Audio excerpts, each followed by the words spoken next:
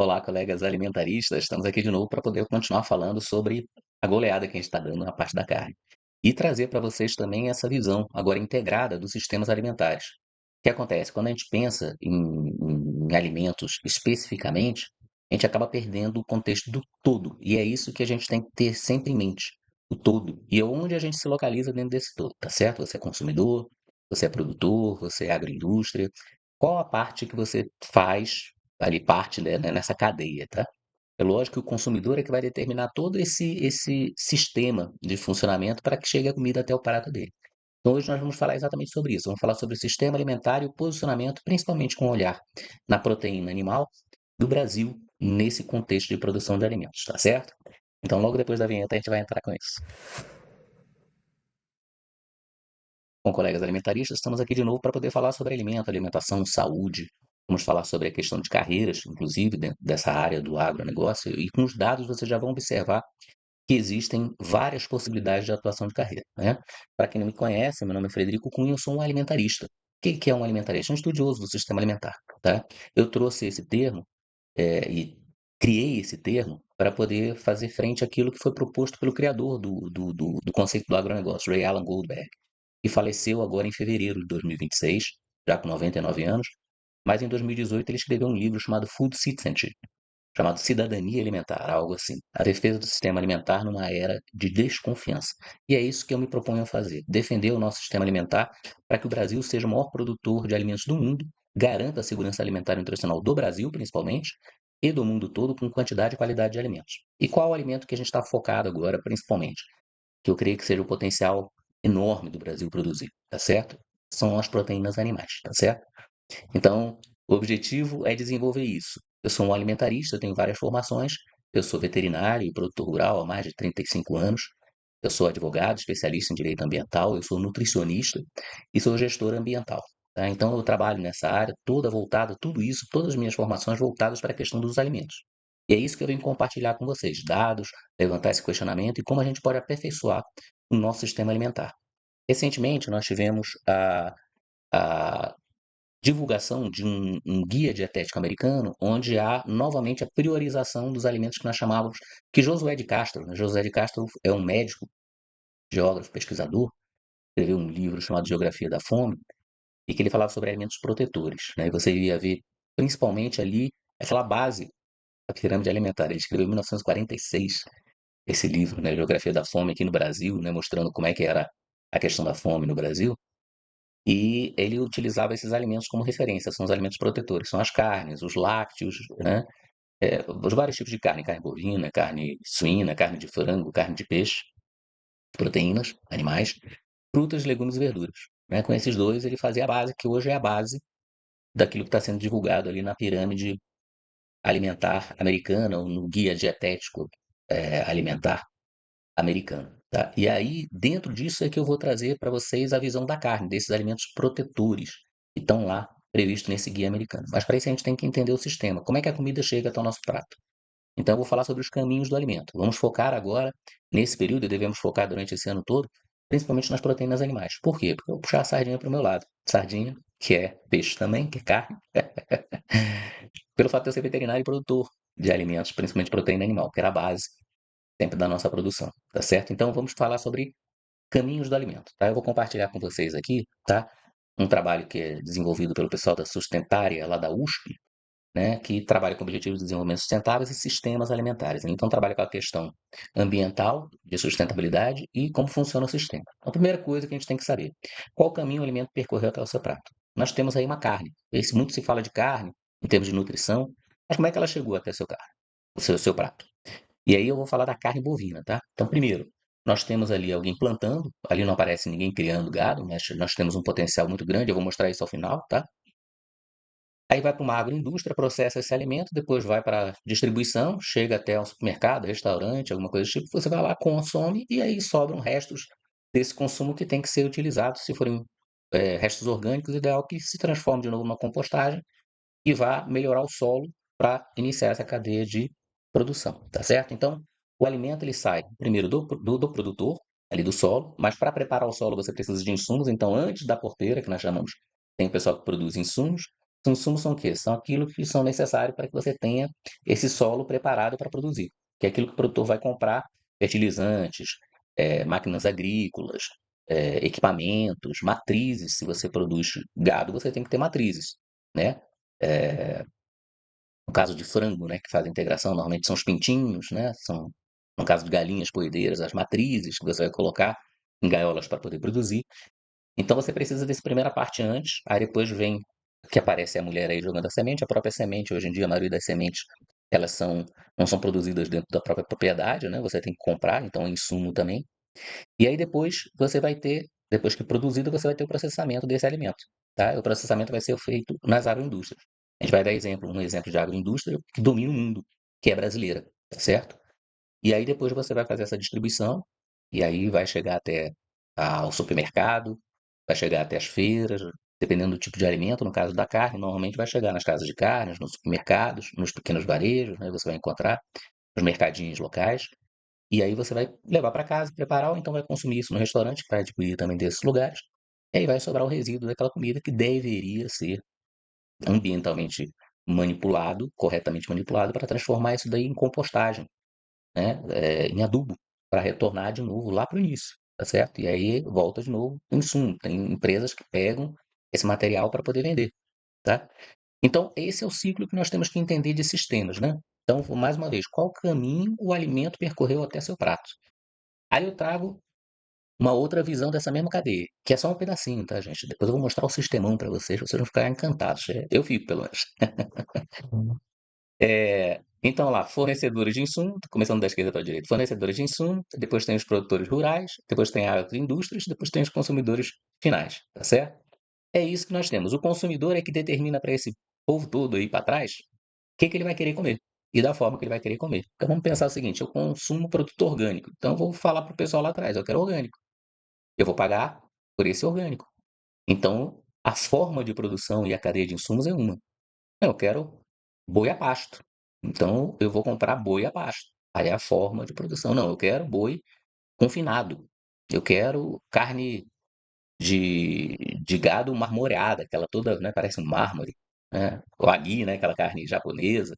Então, toda aquela cadeia vai ser adaptada para chegar até o consumidor final e aí vender essas questões que eu não acho que vale, mas é picanha de R$ 1.000 o quilo e etc. Tá joia?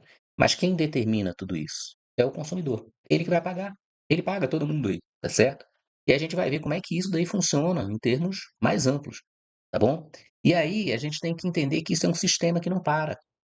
E aí quem diz que esse sistema não para? Esse senhorzinho aí que faleceu agora em fevereiro de 2026, Ray Alan Goldberg, já com 99 anos, que ele escreveu esse livro em 2018. Ele primeiro escreveu o conceito de agronegócio, lá em 1957, tá? Que é esse sistema ali, ó. Ali são os agentes do agronegócio. O agronegócio não é só dentro da porteira, não. Tem antes da porteira, depois da porteira, tem o consumidor. Todo mundo consome do agro. Carne, tudo que você consome, tirando o sal, né, normalmente, vem do agro, tá? E esse agro faz parte, então, desse sistema alimentar global, que é o maior segmento da economia mundial e o maior sistema de saúde do planeta. Está mudando rapidamente. Então, esse criador do termo do agronegócio, em 2018, escreveu esse livro chamado Food Citizenship, algo como Cidadania Alimentar. E ele fala sobre a defesa do sistema alimentar numa era de desconfiança. Todo mundo desconfia, tem muita informação, muito ruído também, e muita bobagem, tá, gente? Muita bobagem por quê? Porque a visão, às vezes, é pontual. Você olha para um alimento, esse alimento, dentro de vários que a gente consome por vários motivos, que ele vai ter e como é que ele vai reagir no corpo. Agora, ninguém olha no sistema. São poucas pessoas que olham no sistema. É isso que eu proponho para vocês. Olhem no sistema, tá certo? E se adaptem. Vejam o que vocês querem. Lembra que você é o rei. Então, aquilo que você começar a pedir, aquilo vai ser fornecido, tá certo? E trabalharmos divulgando o nosso sistema alimentar brasileiro. É um dos melhores sistemas do mundo e nós temos como melhorar ainda mais, sermos imbatíveis. Eu vou mostrar isso para vocês também mais à frente, tá joia? Então, essa minha referência de alimentarismo, né, como eu falo com vocês, o alimentarista, ela vem exatamente dessa ideia do Ray Alan Goldberg. Olha o sistema. O sistema alimentar global é o maior sistema de saúde do mundo. E por isso minhas formações. Produtor rural, médico veterinário há 34, 35 anos, advogado há mais de 22 anos, voltado para a área ambiental e nutricionista, tá certo? Atuando principalmente na parte de comportamento alimentar. É para juntar o sistema. Eu faço essas formações para poder entender o sistema sem ser por partes. Eu vejo hoje muita discussão, né, o pessoal falando sobre dieta, alimentação, a carne é melhor. Eu não estou defendendo se a carne é melhor ou pior, tem que ver o teu caso, o nosso sistema. O nosso sistema, a carne é ótima, porque nós temos uma das melhores carnes do mundo, ou a melhor carne do mundo, nós produzimos a pasto, que é altamente sustentável, eu vou mostrar isso em outras ocasiões para vocês. Nós temos gado no Brasil todo, tá certo? Então você tem disponível localmente o gado, tá? Você tem como faturar, exportar e qualificar essa carne através desse daqui, ó, que eu falo, é o valor global do produto local, divulgar isso para o mundo, tá? E nós vamos ser imbatíveis e nós podemos tirar outros elementos da cadeia de carne, assim como nós fazemos com outros produtos, a soja, por exemplo, né? O milho, todos os produtos que nós temos. Hoje nós divulgamos o açaí, né? Nós estamos fazendo divulgações de outros tipos de produto. O que nós não devemos é importar essa cultura. Pelo contrário, nós devemos agora exportar aquilo que nós produzimos para o mundo com a cultura que nós temos, tá certo? Nós comemos comida italiana, comemos comida chinesa, comemos comida mexicana, comemos comida japonesa. Não, nós comemos comida brasileira e o mundo vai comer comida brasileira. É isso que nós temos que ter visão. O marketing é a comunicação que nós temos que ter fundamental. E eu começo pela cadeia de carnes. Por que a cadeia de carnes? Porque nós temos a melhor carne do mundo. E nós produzimos de uma forma maravilhosa e podemos duplicar essa produção. Ninguém tem como chegar onde nós vamos chegar, tá certo? E aí vão desenvolvendo carreiras, todos os processos de agroindústria. As pessoas falam, o agro, ele não produz. Como não? Eu vou mostrar para vocês isso. Eu acho que mais do que ficar discutindo, é a gente mostrar os dados, tá? Eu vou compartilhar alguns dados com vocês aqui agora, que eu já compartilhei em vídeos anteriores, mas vamos lá. Olha por que que eu digo que eu tenho que ficar empolgado e nós temos que ficar empolgados e defendermos o agro brasileiro, tá certo? O agro, quando eu digo agro de alimentos, tá? Eu sempre vou falar do agro de alimentos. Eu não me envolvo em outras áreas, produção de madeira, produção de energia, isso tem pessoas muito mais competentes para falar do que eu. Mas no agro do alimento, tá certo? Sendo veterinário, advogado ambiental e nutricionista. Vamos falar agora só os dados, tá? Então, o primeiro dado: Brasil supera Estados Unidos na produção de carne bovina em 2025. Pronto. Então, nós temos ali uma tendência, se vocês olharem Brasil, é o gráfico vermelho, uma tendência de altas sucessivas. Nos Estados Unidos, houve um acréscimo e depois uma manutenção, algumas quedas, algumas manutenções, né, de produção. E aí você tem que valorizar exatamente isso, gente. Nós estamos ascendendo. Faça uma projeção dessa curva e mostre daqui a 20, 30, 40, 50 anos. Comece em 1960 lá, tá? Nós temos 12 vezes o volume de produção de em relação a 1960. E a tendência é o quê? Nós dobrarmos isso, tá certo? Então, primeiro ponto, nós já somos campeões na produção de carne bovina. Coincidentemente, no início do ano, agora, foi lançada a tal da pirâmide alimentar americana, que privilegia o quê? Carnes. Tá? Deixa eu ver aqui se eu encontro com vocês aqui sobre esse dado aqui de produção de carne bovina, de proteína animal, né? Pirâmide alimentar. Tá? Então, é, uma comida de verdade. Aqui é a pirâmide alimentar, tá, gente? Americana. Proteínas, laticínios e gorduras saudáveis. Pronto, ali é a carne, ali, tá? Tem frango, tem carne moída, tem queijo, tem salmão. O importante é que agora isso é uma diretriz americana e o americano está diminuindo a produção de carne. Olha o aspecto de oportunidade que nós temos, tá certo? Então, primeiro ponto, nós produzimos uma quantidade de carne enorme, tá certo? Segundo, nós temos o segundo maior rebanho bovino do mundo. Colocando nesse ranking global atualizado, a Índia tem 307,5 milhões de cabeças, mas é 1,4 bilhão de habitantes, 5, 6, 7 vezes mais do que o Brasil tem, em termos de proporção. Então, cabeça por habitante, nós temos mais. Nós temos mais cabeças de gado do que pessoas aqui no Brasil. Temos 238,2 milhões de cabeças. Tá? E lá na Índia, eles usam esse gado principalmente para leite. É lógico que na hora quando a vaca já não produz tanto, ela vai para o abate. Mas produz principalmente para leite. E os Estados Unidos está com 87,6 milhões, em tendência de queda prolongada. Então, olha o mercado aqui do lado, gente, tá? Dos Estados Unidos, para que nós possamos produzir carne. E temos qualidade de carne espetacular, tá? Com relação à qualidade de carne. A nossa carne, além do volume de produção, a nossa carne é produzida a pasto, tá? Então, olha o que que traz sobre a ideia da carne a pasto, em relação à carne confinada. Então, para quem não entende sobre carne, sobre caminho do alimento, quando você coloca um gado para poder, desde o nascimento até ele ser abatido, você vai produzir, se ele é voltado para a produção de carne, você vai produzir de forma que ele cresça o mais rápido possível e chegue num ponto ideal de abate, né? Um ponto em que, dali em diante, ele vai só acumular gordura, não vai crescer mais em termos de massa muscular e vai custar mais caro. Assim acontece no suíno, assim acontece na ave. Todos esses animais nós temos um período de abate, que é o ideal. A partir daí você começa a não ter uma correlação de ganho.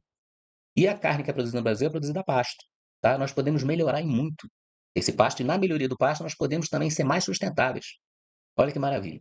Então, a carne a pasto, ela vai ter um tipo de sabor diferente daquela de confinamento. Confinamento é que o gado nasceu, virou, desmamou, aí ele começa a já receber na ração. Ração e feno, né? Você vê nos Estados Unidos lá o pessoal utilizando aquele feno, que é aquele capim seco, né? Em rolos, eles usam para o gado, tem aqueles galpões, eles guardam feno. E eles vão produzir aquilo ali colocando muitos grãos para o gado consumir. O gado ele não foi feito para consumir tanto grão, tá, gente? Ele foi feito para consumir capim. Ele é um herbívoro. Ele tem 4 estômagos. Nós temos um estômago, ele tem 4, tá? Vou explicar, quem tiver curiosidade, pergunta aí, qual a diferença, Fred, do gado para pro humano, né? Então, é por isso que eu digo, o gado ele foi especializado para comer exatamente o que a gente tem aqui à disposição demais no Brasil, que é pasto, tá? Então, lá nos Estados Unidos, eles colocam o gado para engordar mais rápido através de grãos, porque ele tem excedente de milho, excedente de soja, eles jogam isso aí para os animais, utilizam ração, né? Aqui no Brasil, não, nós utilizamos o pasto. E a característica do gosto do gado confinado, como ele não mexe quase, ele cresce muito rápido, é que ele tem muita gordura, ele fica com muita gordura entranhada, aquela carne bonita, né? E fique com característica de maciez na carne, suculência, mas o sabor se perde. É mais ou menos como para quem teve a oportunidade de comer porco caipira e o porco industrial, o porco produzido em sistema de confinamento, tá certo? São sabores diferentes. E nós temos o gado ainda a pasto, uma grande maioria do gado produzido aqui no Brasil com um sabor diferente. Esse sabor diferenciado que nós temos que valorizar. Volto a repetir, gente. Valor global do produto local. É isso que nós temos que mostrar para o mundo. Nós temos um gado que o sabor é característica do solo brasileiro, é um terroir quase do vinho, né? Que é o que vem da terra brasileira. Esse sabor é diferente. E o tipo de gado que a gente utiliza, que é o zebu, normalmente é diferente do gado utilizado lá nos Estados Unidos. Nos Estados Unidos, o tipo de gado, né, um gado é o Bos taurus, e aqui a gente tem o Bos índicos, são espécies diferentes, né? O zebu é aquele que tem aquele cupim, né? Quem gosta de cupim, cupim assado, né, aquela carne, é esse a raça zebuína. Então isso também dá uma característica, como o nosso gado, a maioria é zebuíno, o Nelore, aquela vaca branca, né, por exemplo, aquele gado branco, ele tem um sabor diferenciado. Quando coloca no pasto, ele fica com um outro sabor diferenciado se você confinar. A carne é diferente. Então vamos lá, vamos falar sobre a carne. A carne a pasto tem sabor intenso e mais ômega 3. Então a qualidade da gordura da carne brasileira é melhor. A carne produzida a pasto, especialmente em sistema de baixa tecnologia, que é esse criado a pasto expandido aí, é proveniente de animais que se alimentam exclusivamente de forragem. Então, como eu falei, eles consomem exclusivamente capim. Convertem capim numa proteína de altíssima qualidade, a melhor proteína que você pode consumir. Essa dieta natural, rica em clorofila e beta-caroteno, confere à carne aquela coloração mais amarelada. Não sei se vocês já viram aquela picanha que você vai comprar, né? Quando você compra picanha, você vê umas picanhas com aquela gordura branca e outras com gordura amarelada. Né? A gordura amarelada normalmente vem de gado a pasto, tá certo? Ou a branca também pode acontecer quando ainda é um garrotinho, é mais novo o gado, e ele fica com gordura branca, tá? Mas a característica do beta-caroteno e a clorofila dão essa característica amarelada. E tem um menor teor de gordura saturada. O pessoal fala, ah, mas a carne de gordura saturada, rapaz, ela tem menos gordura saturada porque ela não está entranhada no meio da carne. Você olha uma picanha de um zebu, ela não está cheia daqueles pontinhos no meio de gordura. De um zebu que não foi confinado, foi a pasta. A carne fica com aquela gordura aparente. Então, aquela gordura, se você quiser tirar, você tira. Na hora de assar, é bom colocar, no caso da picanha especificamente, que é uma carne mais firme, você colocar com a gordura, que ela vai dar aquela suculência, tá certo? Mas ela não tem a mesma quantidade de gordura saturada que uma carne de um boi confinado, que é um Bos taurus, que é aquele boi que a gente chama boi europeu, né? É diferente do zebu, tá certo? E aí tem uma outra característica, a maior presença de ômega 3 e ômega 6, ácidos graxos benéficos à saúde. Então tem essa discussão, ah, gordura, ômega 3, toma ômega 3 que é anti-inflamatório. Está na carne brasileira. Consome carne brasileira, você tem ao seu lado, tá certo? A maioria do rebanho é a pasto. A grande parte é zebuína. Então, por que você vai consumir suplemento?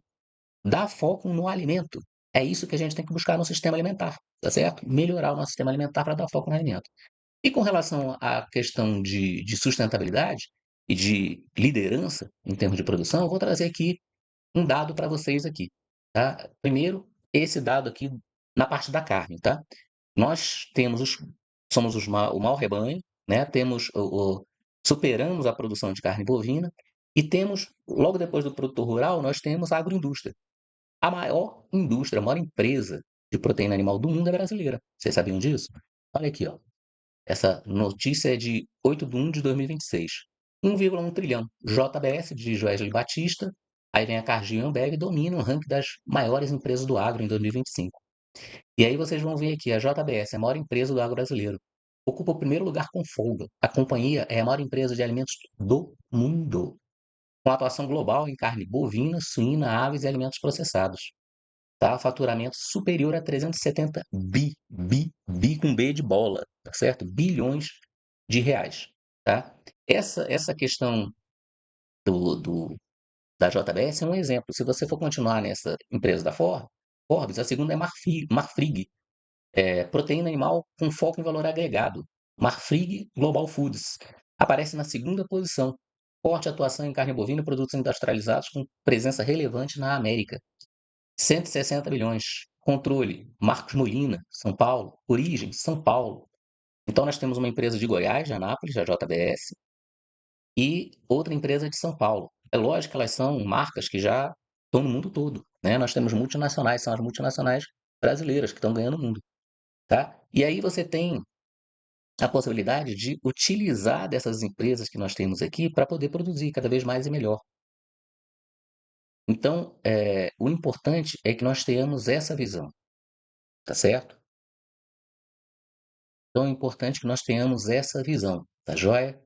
Nós temos uma produção de carne que é espetacular. E com relação também a essa questão da nossa produção, que nós temos aqui local, olha só outra informação. Com receita recorde, JBS tem crescimento em todas as unidades do negócio no terceiro semestre de 2025. Lucro líquido de 581 milhões de dólares, 5 vezes 5, 2,5 bilhões de reais. E aí, olha aqui, o faturamento. A JBS registrou receita líquida de 22,6 bilhões de dólares no terceiro trimestre de 2025. Então, receita líquida, 22,6 bilhões no terceiro semestre de 2025. Aí, como vocês sabem, e melhor do que eu, receita líquida não quer dizer que seja lucro líquido, tá? A receita, ela vai ter que ser abatida das despesas para você tirar o lucro líquido, tá? Então, o que que você vê? Uma quantidade de produção que nós temos na capacidade dentro dessa cadeia, e ela só existe porque ela tem fornecedores para poder manter essa cadeia. E aí, no Brasil, volta com aqueles dados. Nós temos 284 milhões de cabeças de gado, já superamos o Brasil, os Estados Unidos em termos de produção, somos o maior produtor, né, de carne bovina do mundo, tá? Então, agora é o momento de nós trabalharmos essa cadeia, trabalharmos essa visão, trabalharmos a capacidade de explodirmos esse gráfico, tá? E temos todas as possibilidades. Lembrando, o gráfico vermelho é do Brasil, começa em 1960, vai até 2025, e o cinza é dos Estados Unidos, de produção de carne bovina, tá, joia? Tá joia, gente? Só para vocês lembrarem. Então, o que nós temos que desenvolver? Essa visão do sistema agroalimentar, como mostrei para vocês, de ponta a ponta, sempre pensando como nós vamos atingir novos recordes e trabalharmos todo o processo de desenvolvimento alavancado dentro desse sistema. Agroindústrias, exportadoras, distribuição de alimentos, logística, essa parte de vias de exportação, portos, aeroportos, malhas ferroviárias, malhas rodoviárias, né, hidroviárias, para que nós possamos exportar esse alimento também para o mundo. Mas primeiro, Brasil, tá certo? Nós já estamos conseguindo isso. Então, fica aberto a essas novidades, essas colocações que eu estou dando para vocês sobre carne bovina, e nós vamos trabalhar exatamente sobre esse assunto durante esse ano todo. E se você achou interessante, curta, comente, compartilhe, dê o seu joinha para outras pessoas conhecerem esse sistema que a maioria das pessoas, acho que 99% das pessoas desconhecem, tá certo? E participe do nosso canal. Comente, né, com respeito, se você tiver algum comentário, ou então se você falar assim, não está tudo errado, desce a lenha, que a gente vai responder a todos, tá certo? Forte abraço a todos, saudações alimentaristas.